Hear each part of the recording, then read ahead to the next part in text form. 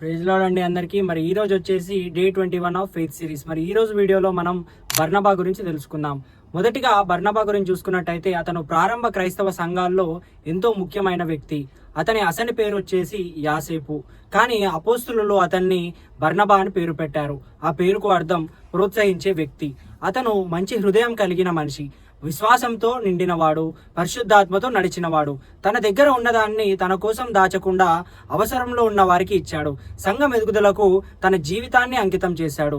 పౌలు మొదట క్రైస్తవ సంఘాల్లో చేరాలని వచ్చినప్పుడు చాలా మంది భయపడ్డారు, ఎందుకంటే పౌలు ముందుగా క్రైస్తవులను హింసించేవాడు. కానీ బర్నబా అతనిలో జరిగిన మార్పును నమ్మాడు. అతన్ని అపోస్తుల దగ్గరికి తీసుకెళ్లి పరిచయం చేయడం జరిగింది. ఒక మనిషిని నమ్మి నిలబెట్టడం ద్వారా దేవుని పని ఎంత గొప్పగా మారుతుందో బర్నబా ఇక్కడ మనకు చూపించినాడు.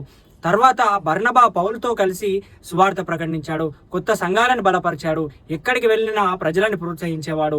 అతని పేరును, అతని సేవను ఒక స్పాట్లైట్ కోసం కాకుండా ఇతరులను ఎదగడానికి సహాయం చేయడం కోసం బర్నబా జీవితం మనకు చెప్పే ఒక సత్యం ఏమిటంటే, ప్రతి ఒక్కరూ ముందు నిలబడి మాట్లాడాల్సిన అవసరం లేదు.